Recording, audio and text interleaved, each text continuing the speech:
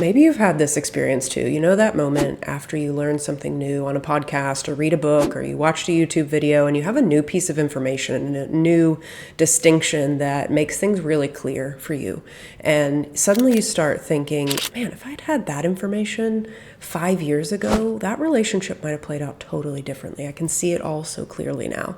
And it's like a split second after that moment of relief from the insight that your mind, or my mind, does this really sneaky thing where it turns that information backwards. And suddenly a year's worth of growth feels like the new measure of how far you have to go instead of how far you've come. This is what we're going to be talking about today because I see this all the time in sessions with people, and this is an experience that I can definitely relate to as well. So I want to zoom in a little bit and provide a little bit of nuance to this one in particular. If you're new to my work, my name's Courtney Shand. I love helping men with depth learn how to step into it and really lead from that space. And this is a conversation that we need to be having for you to be able to move in that direction. Because even though that's your experience of having so far to go, what if that's not actually the case? But what if this gap that you're now seeing isn't how far you have to go, but what your mind is actually doing with the information that we need to zoom in on for you to feel like you're finally making progress? Because the pattern as I see it with my clients, and I'm just going to lump myself into this as well, is that they have a lot of self-awareness. Sometimes there's self-awareness overload happening. They have done the therapy, they've read the books, they've listened to the podcast, they've watched all the YouTube videos on the topic. They have tons of information and lots of self-awareness. And yet they keep replaying a previous relationship that they had, almost looking for all the pieces that he might have missed, combing through it one more time to see if there was anything that he could have done differently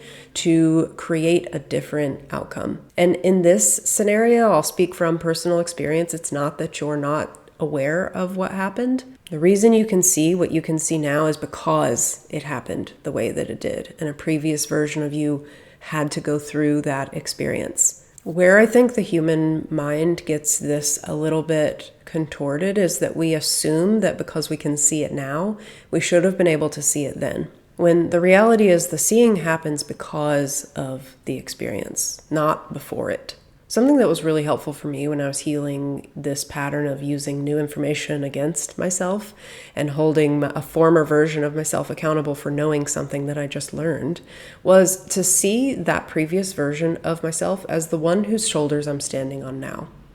She had to go through that experience so that I could be where I'm at now. I didn't know what I didn't know then, and so it's not fair to hold that version of myself accountable for something that she had no way of knowing. It's a really tempting thing to do, but when I started to see it as I'm actually standing on her shoulders, it gave me a sense of visceral respect for the version of myself that had that experience, and some more compassion for her than expecting for her to be perfect. Because the truth is, you can only see the gap because you've already crossed it. And to hold yourself to another standard is actually moving the goalpost and is why you're consistently feeling like you need to continue learning something new. But you may be asking yourself, but what does it mean about that relationship that I keep replaying it? Like, what actually happened there that I need to be accounting for so that I don't repeat those experiences? And I get it. It's actually a really smart thing to evaluate what you need to be accounting for so that you don't repeat the patterns over and over again.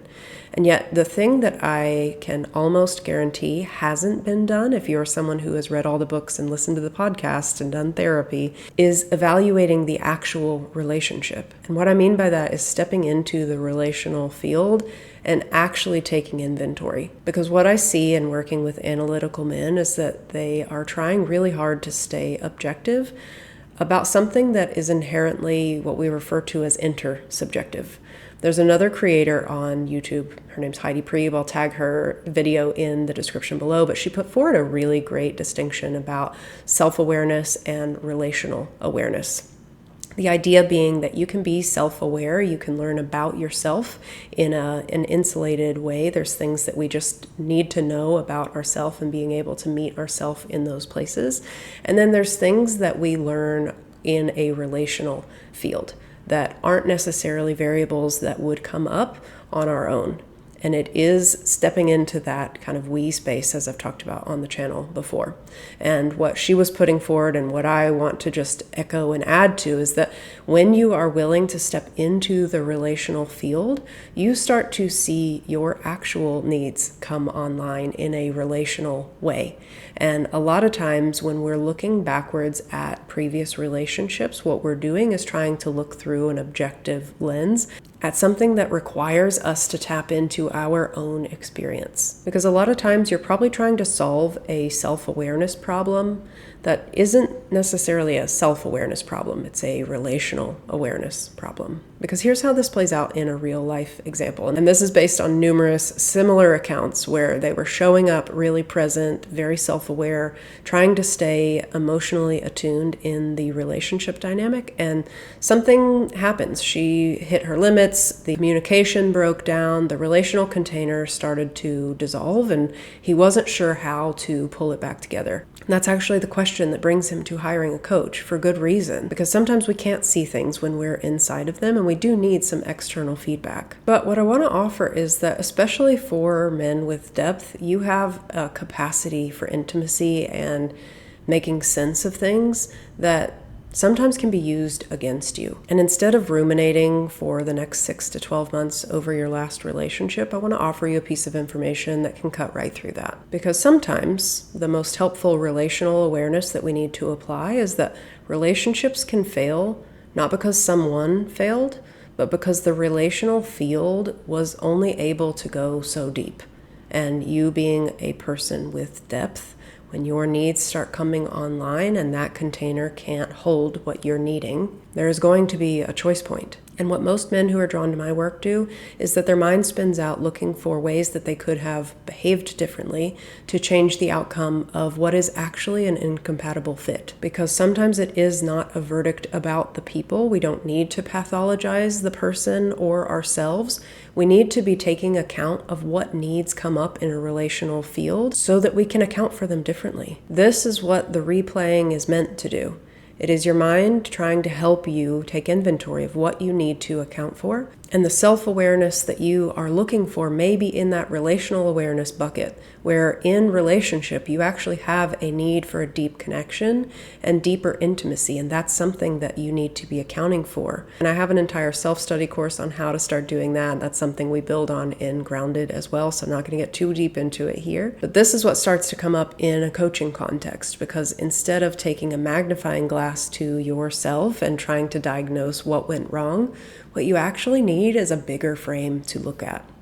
You need the other half of the equation so that you can not only account for how you are showing up, but also the needs that you may not have been accounting for that started to show up in the relational context, that we space. And this is a conversation I love having in a one-on-one context, is really helping men get clear on what a compatible relationship for them would look like and feel like. And I'm actually going to be teaching a course that helps you start designing a life that sets you up for more compatible relationships later this month. So I'll put that in the description below too. Luckily, relational awareness is something that can be developed, and we teach it, and I'm glad that Heidi was bringing it into the conversation as well, because I think that it needs to be part of our bigger conversation about dating and relationships. Because when we don't have an idea of what this looks like in practice, it's really tempting to go down the avenue of looking for what's wrong with us, what could we have done differently, which does sound like taking responsibility for your side of the relationship. And yet, when we look at it from this bigger lens of the relational awareness that we need to be bringing into our next relationship, we can start to see where the gaps actually are. The best example that I can give of relational awareness is actually one from my own relationship, and it has to do with that kind of re-entry point where I find a lot of communication breakdowns often happen, especially if one partner needs to take some space or feel through some things on their own. How to actually come back together and share that information in a way that keeps you both moving in the same direction that you want to be going, but also gives the other partner the information that they need in order to do that. And so I asked my boyfriend what he's actually doing in those moments when I'm bringing back information after having been by myself on something to really sort through something on my own. And he said that he's not actually listening to relate to what I'm saying. He's just listening for the energetic resonance of what I'm trying to share. He's relationally aware that what I'm sharing may not come out correctly the first time, and so he's creating a space where it's safe for me to mess up on things or share things in their raw format and not necessarily try to relate to it or fix it or even action on it. He's just allowing there to be a space. And in that space, he's kind of feeling through what I'm saying and finding that resonance for himself. And that is what he's taking action on, which, to be on the receiving end of, feels like I'm back in connection with this person and we're moving in the same direction again. And the experience that it creates for me is one of relational safety, that this is a space that I'm welcome to come back into and to be contained, which are both feelings that most women are after in relationship. And they're not ones that we necessarily have to account for when we are just doing things by ourselves. It does take a level of relational awareness in that we space to practice these type of skills. But learning how to stay present in those moments and build those relational skills is what becomes easier and becomes available when you start looking at the relationship through the lens of relational awareness, not just skills that you need to be developing on your side. Because relating is like a team sport, and there will be things that she needs to practice in the relational context and things that you get to practice in the relational context that make it a smooth experience for both of you.